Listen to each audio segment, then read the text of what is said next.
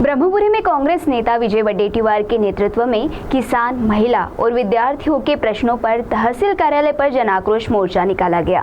मोर्चा राष्ट्रसंत तुकडोजी महाराज प्रांगण से निकाला गया।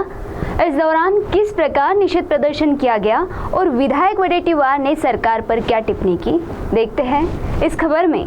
चंद्रपुर जिले के ब्रह्मपुरी में कांग्रेस नेता विजय वडेट्टीवार के नेतृत्व में किसान, महिला और विद्यार्थियों के प्रश्नों पर तहसील कार्यालय पर जन आक्रोश मोर्चा निकाला गया। राष्ट्रीय संत तुकडोजी महाराज प्रांगण से यह मोर्चा निकला। मोर्चा के माध्यम से कांग्रेस नेता विजय वडेट्टीवार ने सरकार पर जोरदार टिप्पणी की। सरकार ने सभी समाज घटकों के साथ धोखाधड़ी की है, धान का बोनस और कर्ज माफी के नाम पर किसानों को फंसाया है, ऐसा आरोप वडेट्टीवार ने किया। कर्ज माफी के नाम पर सरकार ने इतनी शर्तें ला दी कि बड़े पैमाने पर किसान इस योजना से निकल जाएंगे। साथ ही वडेट्टीवार ने स्मार्ट मीटर से सर्वसामान्य लोगों को बेहिसाब बिल आने का आरोप करते हुए राज्य के स्मार्ट मीटर योजना रद्द करने की मांग की। असं एक खोटारड्या सरकारने सर्व घटकांची फसवणूक केली आहे। एकीकडे आमच्या धान उत्पादक शेतकऱ्यांना 700 रुपये बोनस दरवर्षी देऊ म्हणून भूलताप दिले आणि मागील वर्षीपासून धानाच्या बोनसचा पत्ता नाही। अरे नाही देणार तुमची हिम्मत नाही तर कशाला घोषणा करताय? शेतकऱ्याला फसवताय आणि त्या ठिकाणी त्यांची फसवणूक झाली आहे।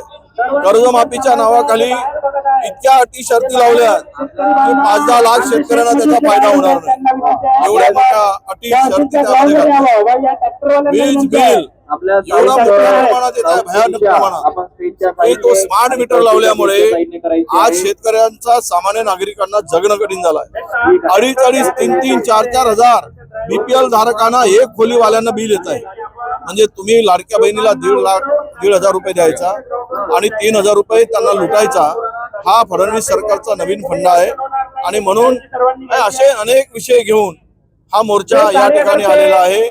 महागाई प्रचंड वाढली आहे, डिझेल पेट्रोलचे भाव वाढले, या मुलावर अत्याचार होत आहेत, रोजगार संपुष्टात आला आहे। निर्दयी सरकार या देशातील तरुणांना बेदमपणे मारहाण करते हक्क मागताना।